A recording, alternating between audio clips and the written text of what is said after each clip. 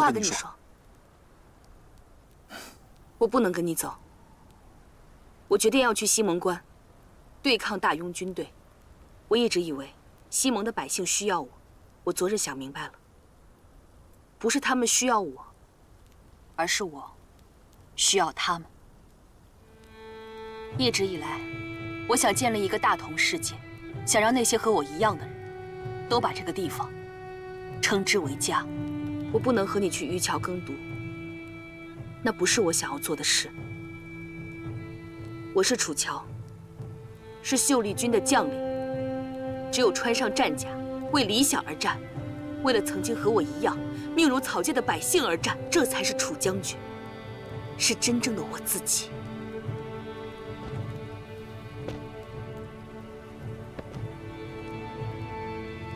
跟我来。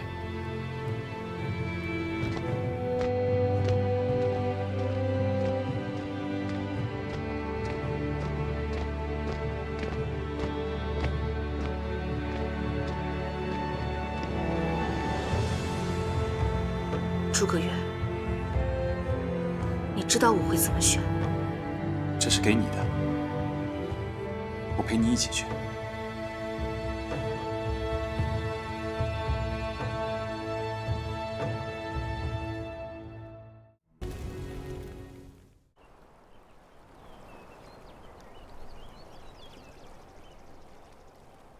我来到西蒙不过数月，西蒙便内忧外患频生。我知道你们对我有诸多的议论，也有诸多的猜测。我不知道我自己生在何处。我自有记忆起，就是大庸青山院的一名女奴，是千百名奴隶中的一人。我们命如草芥，连活下去都是一种奢望。我亲眼看着我的兄弟姐妹一个又接着一个的死去，他们的尸体我连多看一眼都来不及，就被送进了死人堆，乱葬岗中。我逃出真皇城的那日，便下定决心，这普天之下，应当有一处地方，无论是什么人，无论是什么出身，都不应该被视为蝼蚁，视为微尘，都应该有公道可言。这样的地方，才应该是我的家乡，是我的信仰。正是因为如此，我来到了西蒙，想要和你们王上一起改变这里，守护这里。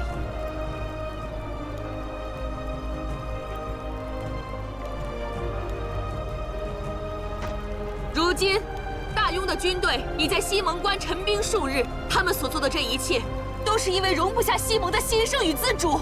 将士们，你们若是愿意信任我，就在明日和我一起赶赴西蒙关，对抗大庸军队，守护这个地方，守卫这片自由。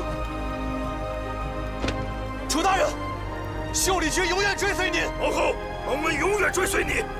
永远追随你，永远追随你，永远追随你，永远追随你。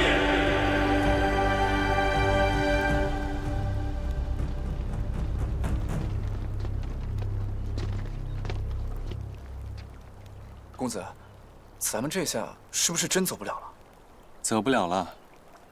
王后不走，王上也走不了。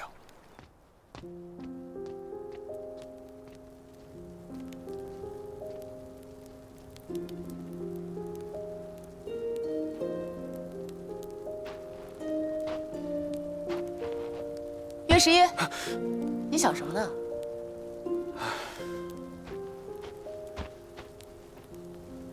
我在想，为什么楚大人不肯和公子离开，宁愿过着出生入死、朝不保夕的日子？你说，哪有人有悠闲安逸的日子不过，非要……别想了，想你也想不明白。这是定胜糕，你怎么会做这个？我怎么不会啊？我小时候也是在真皇城长大的。哎，明路，你这个味道，和我在18坊吃的那家一模一样。你是不是也吃过这？哎，明路，哎，你别跟着我啊，就那一块儿，剩下的是我要留给明天出征的将士们的。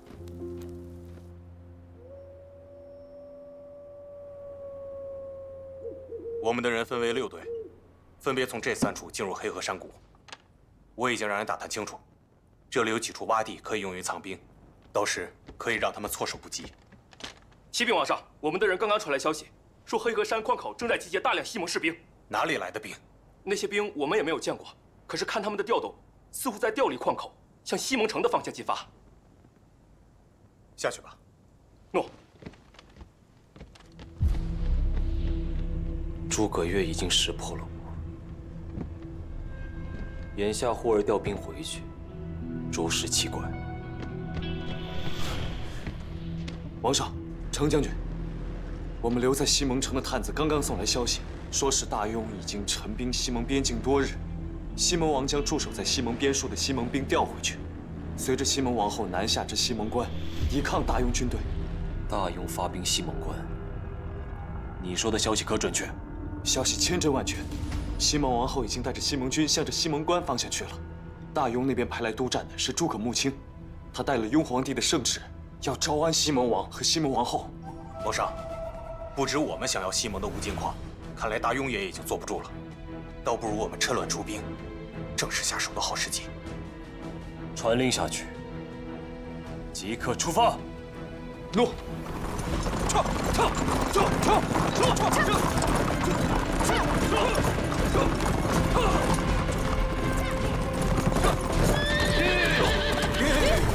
传令下去，调转方向，我们去西蒙关。皇上，庸军在西蒙城外有数万人，我们只有不到2000黑鹰军，若全部去支援西蒙军，那也只不过是杯水车薪。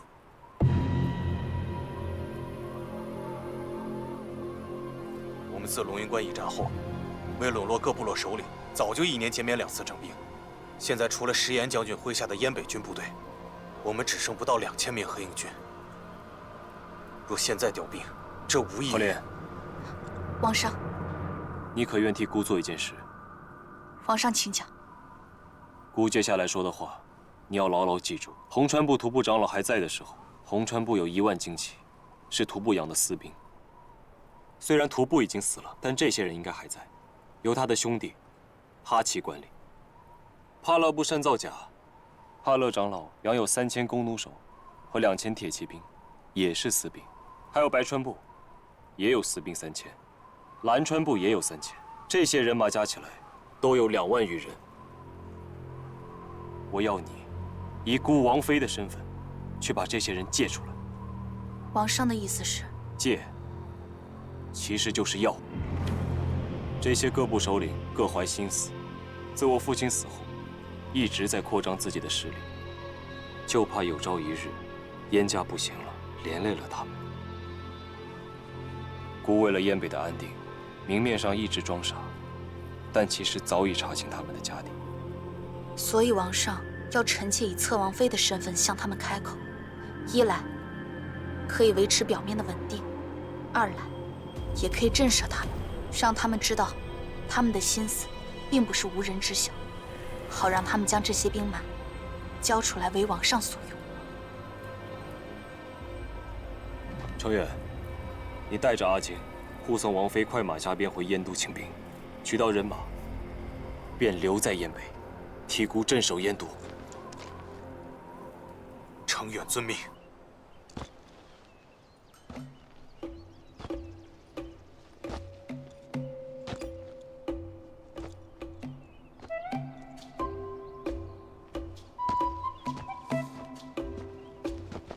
殿下，你看，这是黑毛驴，燕北特有的驴子。另外，那边还有关中驴、河西驴、花毛驴，那边还有净州驴。你看看，你喜欢哪头？我怎么感觉都不太对呀？不能吧？这天下的驴子也就这么几种，殿下就挑一头品相最好的给送去，一准行。这真皇城山高路远，再把那头驴子给送来，2个月有余的时间不说，关键是殿下千里送一头驴子来便说，这要是传出去了，着实荒唐了些。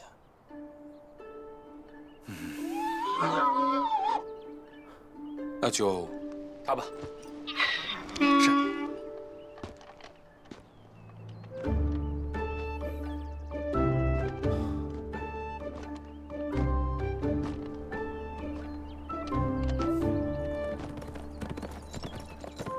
撤！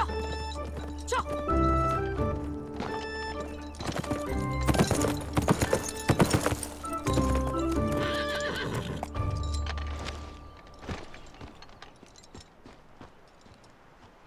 黄将军，我没食言吧？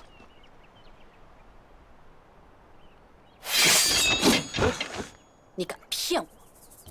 我没骗你啊，这就是你那头驴。你看，这头驴完好无损，虎背熊腰，黑黑胖胖的。这根本就不是我的那头驴。这就是你的驴啊！我堂堂大庸的皇子，骗你头驴做什么呀？你这驴的确是燕北的黑驴，但我的那头是燕北的黑驴和河西驴杂交的，因此毛色看着黑，但腹下却是发灰的。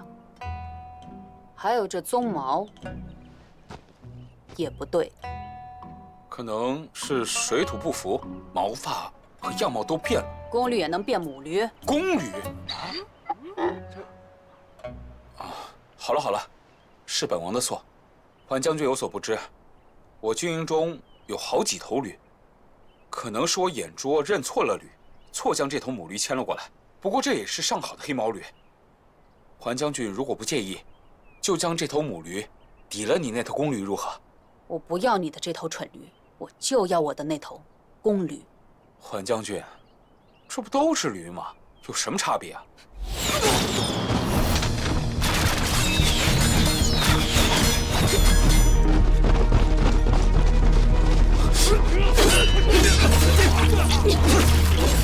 走。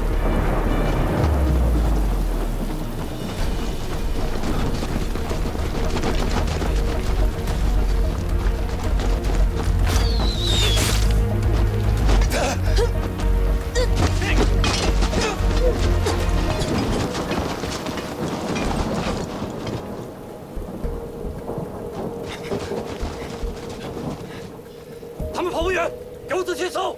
是，你们去那边。是，走。你腿受伤了。前面有条小路，我们速速离开。走。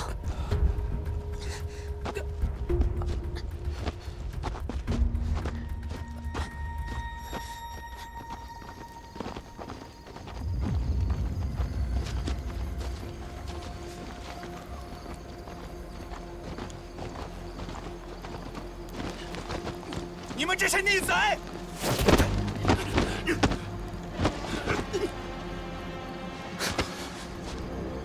你不要命了？你以为你能救他们？这一路上大庸的手尾都被换了，都是为了来杀你的。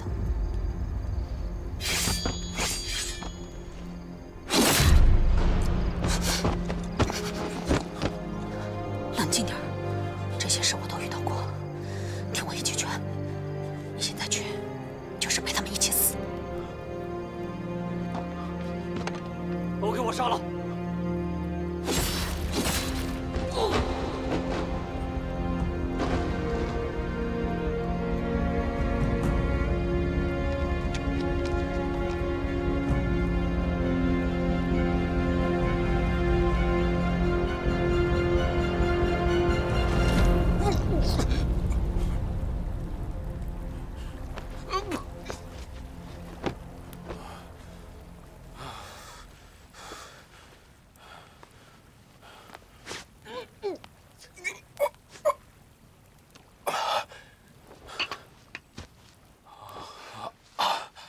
一个大男人，比最有罗的小娘们还能横横。你是不是被什么人忌惮，才遭人暗算的？你怎么知道？我也曾被人这么清算过，虽然我的手下没死，但我也丢了半条命。你遇到我的时候，正是我连燕北都回不去的时候。那你一定和我一样，并不习惯帝王之家的规则，但是却又不得不身在其中。你既然总结得这么到位，就应该释然才对。我年少时母妃早逝，我一直随军在外厮杀，我一直单纯的以为，只要我立下战功，守护大庸，父皇就能赏识我，喜爱我。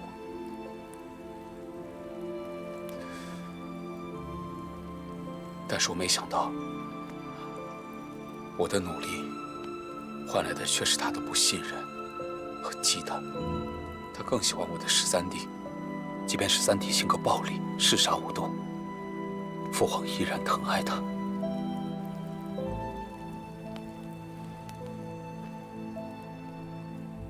今日之事是你那个13弟所为？我不知道，但我回去一定要查清楚。怎么查？我有批老部下，驻扎在50里外的沿线，我一会儿就去跟他们会合。50里外？你拖着伤腿怎么去？缓将军，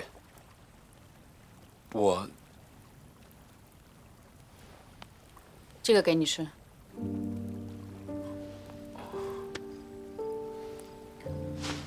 我先睡了。明日出发，快去快回。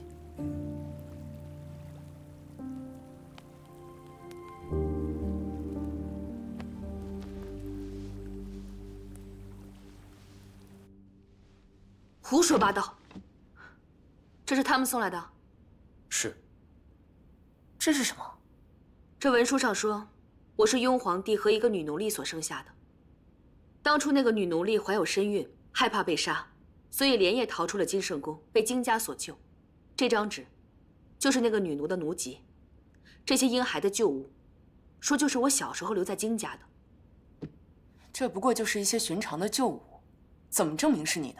还有这奴籍，随便哪里不是？他们为了得到西蒙，真是无所不用其极。传我的令，所有关内的将士，严阵以待，日夜换防，以防大庸军队趁虚而入。是。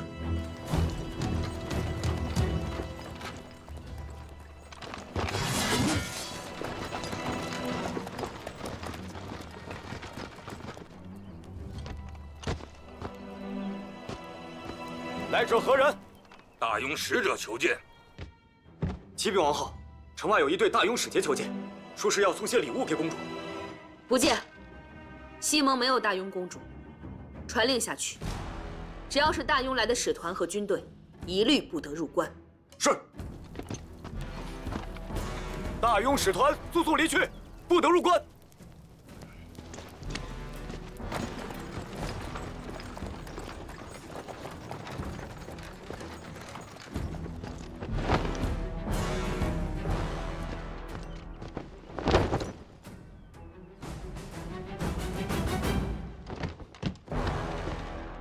启禀王后，王后的命令已经传达，那大庸使团走了。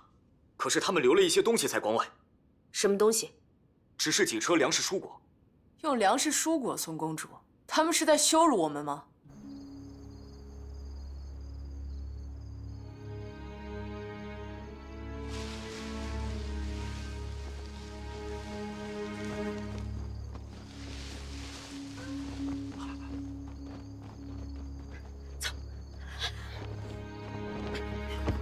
是粮食，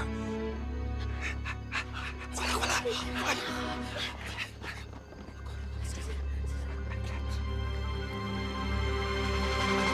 启禀王后，百姓已经连续2日拿走使团送来的粮食了。今日他们又送来了第3批，使者还是那套说辞。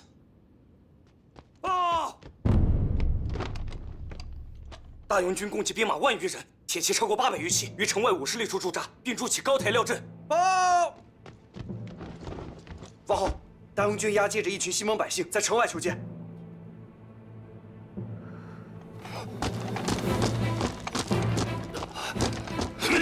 你等人，胆敢擅闯王宫！交给西蒙王，告诉他，王后出事了。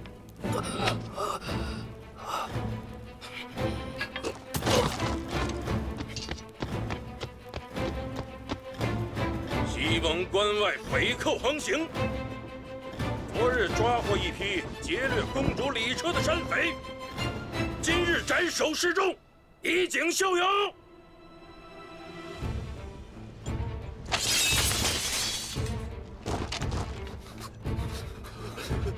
斩！今日这是第1批，以后每日都会送来一批匪寇，直到公主亲自出关迎接大庸诏封。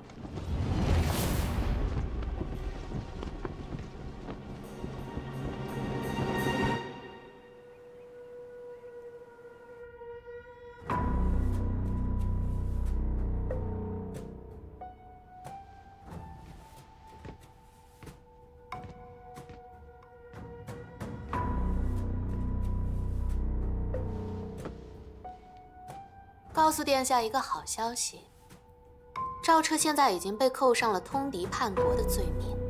燕明官今早传来消息，说他的亲信在军中被就地正法，只有他一人侥幸跑了，现在生死不明。生死不明？他怎么没死呢？殿下放心，生死不明就是死了。他一个皇子，勾结燕北，又戴罪潜逃，在父皇眼里，已经跟死人没什么差别了。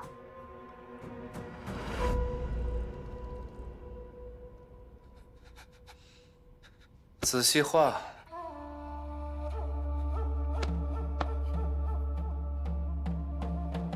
纯儿公主的锁骨最是妩媚动人，还有这条项链，跟她也是绝配。你要帮我把她的神韵画出来。诺。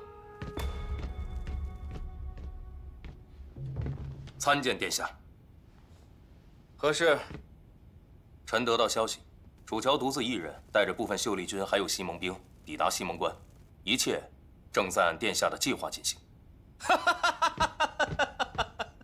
多谢木禾大人相助。若没有木禾大人告知我们诸葛亮就是西蒙王的话，那诸葛穆青能那么轻易听我们的话吗？这都是臣应该做的。哎，大人请放心，等我继位那日，就让木禾家接替诸葛穆青的青山院，给你的胞弟木禾西风报仇。谢殿下。来，接着画美人儿。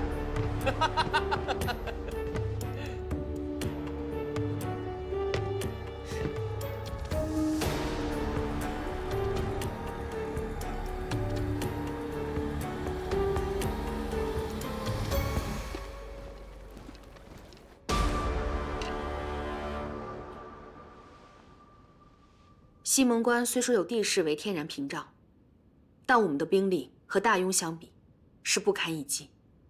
明日我出城门之后，何萧，你带领全部的西蒙军和秀丽军守住关内，以防我们不备之时，他们来突袭。是。明路，明日你随我进大庸军营，接引百姓回西蒙关。好。王十二，你负责在月牙坡埋伏，这里地势高，视野好，你们顺着坡冲下去，便是大庸军营守卫最薄弱的地方。明日我们若是能够全身而退，最好不过了。可若有变故，你们就以鸣笛为号，趁他们开门放人之际，冲进去救人。放心吧，月牙坡地势隐蔽，一般人不知道那里有近道可以找，庸军不会设防的。大人，这明摆着就是大庸军给你设下的鸿门宴。即使咱们的计划设计的再周全，那也是远水救不了近火。不管如何，您千万小心。放心吧，大庸想要的是西蒙，我的性命不重要。他们既然大费周章地封我为西蒙公主，就不会轻易杀我。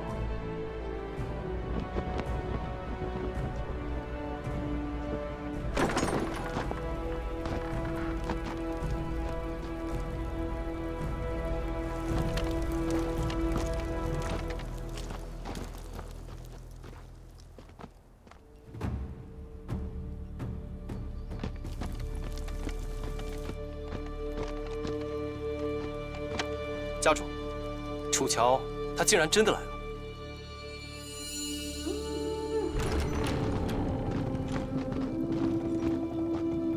明路，你在这里等我。是。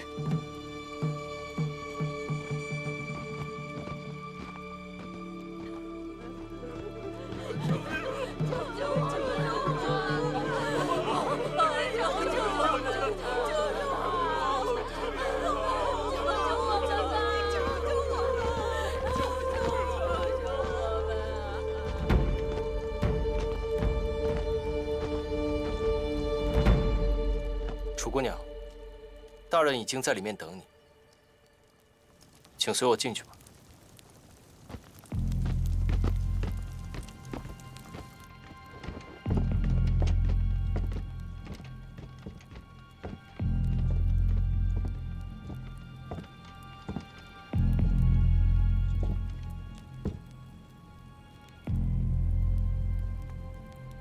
没想到，大庸的使者，竟然是青山院的家主诸葛穆青大人。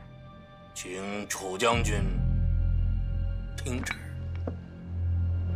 承天受命，天子诏令，寡人之女楚乔自幼失离，历经疾苦，今始为寡人复得。为表寡人之心，封其为大庸西蒙公主，愿以此号嘉赏，了寡人之恩宠。请楚乔公主接旨。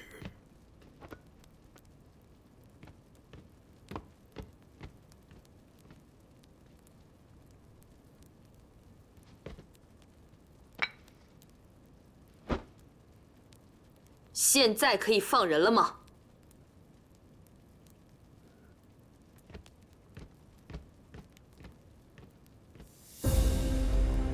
放人！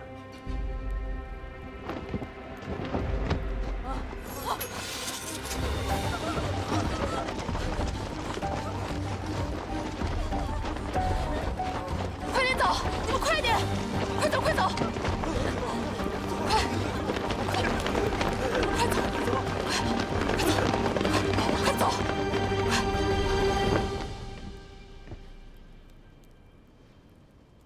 诸葛大人，戏都演完了，也该散场了。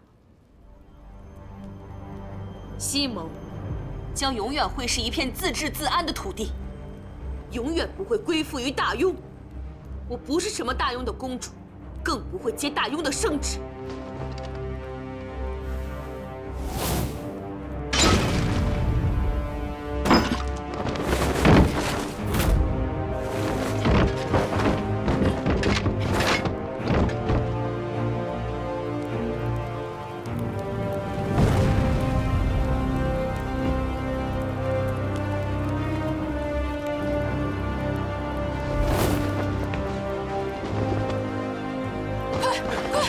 快走！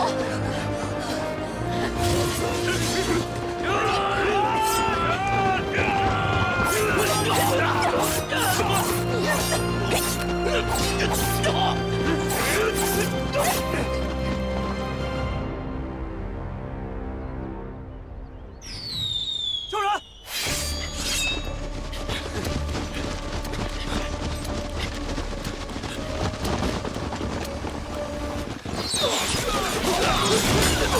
有埋伏！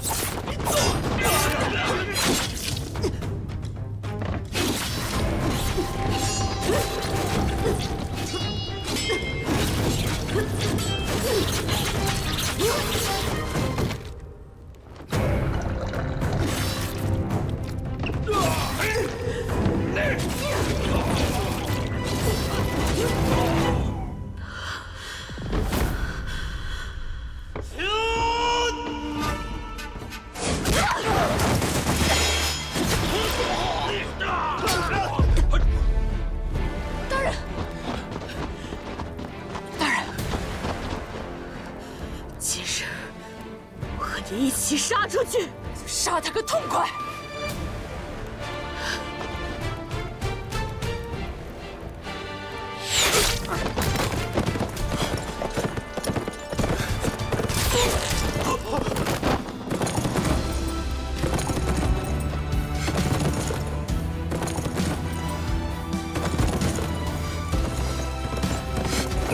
诸葛云，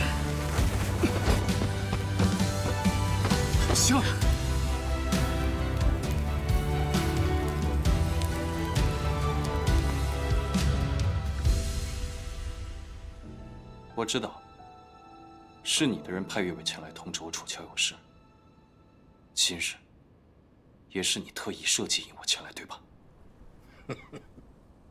好，不愧是我诸葛穆青的孙儿，聪明。放了楚乔，我随你回青山院。你身在军营之中，周围都是大庸成千上万的军士，我随时都可以将你和楚乔带回大庸去。你凭什么和我谈条件？诸葛大人掌管青山院数10年，也曾数次随军出战，和我这个曾经的大庸军师一样，应该清楚大庸各个隘口的防线部署吧？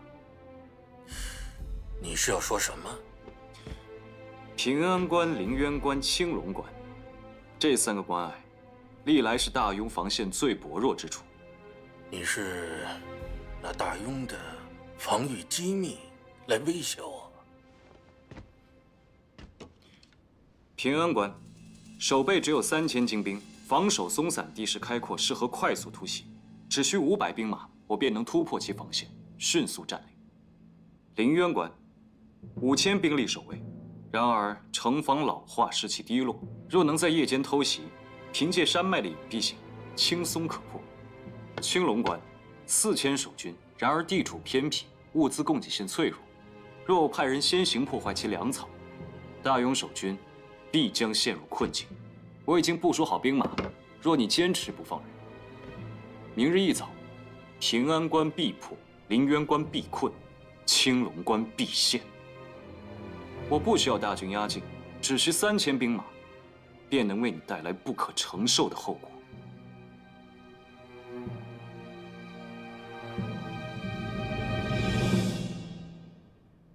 你现在人在这里，我随时都可以命人将你拿下，即便你提前设置了人马去攻打这几个关隘，我想再快，你也快不过我的。好，那你试试。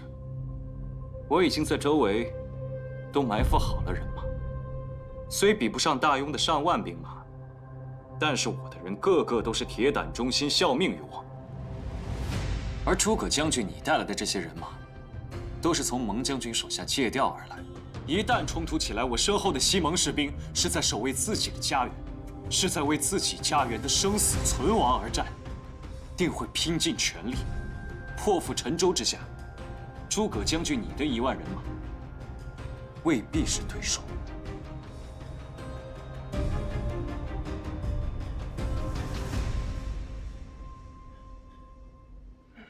月儿，你是我一手养大的，我了解你。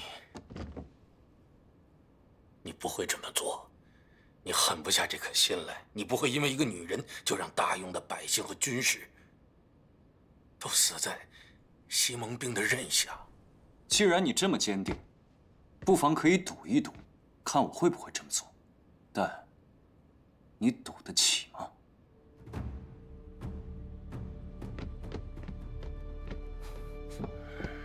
教主，燕巡带着黑鹰军从夜明山外的密道包抄过来了，已经到西蒙关外了。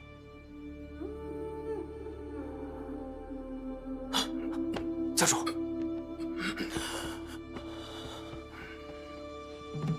原来你早就预料到了，所以才敢只身一人过来谈判。我会做这么多准备，还是跟祖父学的。祖父出兵西蒙，不也留有许多底牌吗？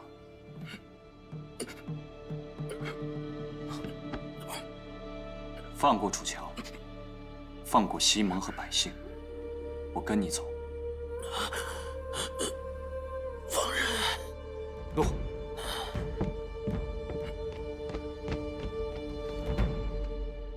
谢祖父。你不能走。我把他送到西蒙关门，就会回来。你以为我会相信你吗？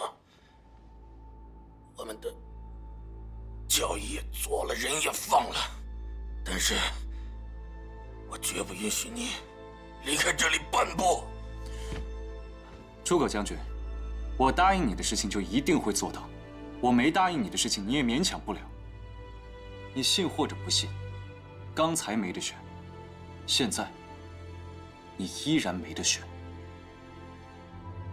你若执意要阻我，那就看你青山院的叠座们能不能留得下我。诸葛亮，不，月儿，你不能走，你不能走，月儿，月儿。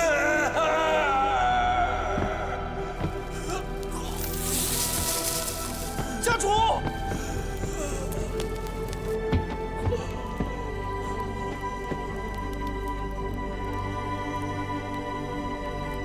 家主。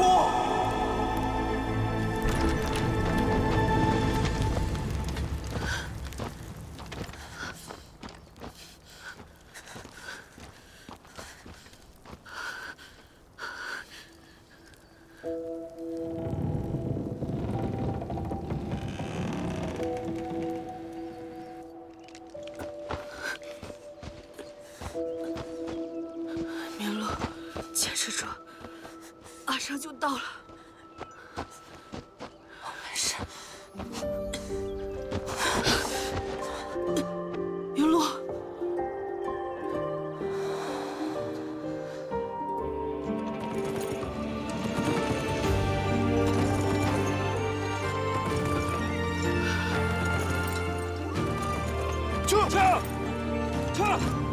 阿楚，阿楚，明路，阿楚，你怎么样？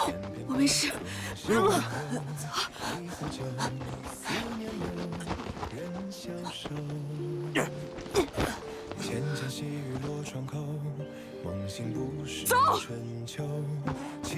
撤。大人。撤。这！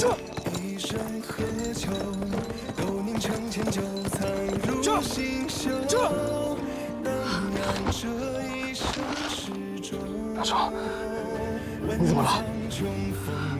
大勇军营救诸葛亮。陆星将军离世。大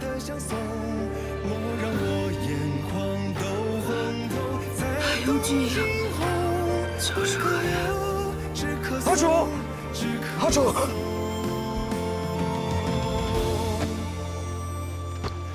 终究。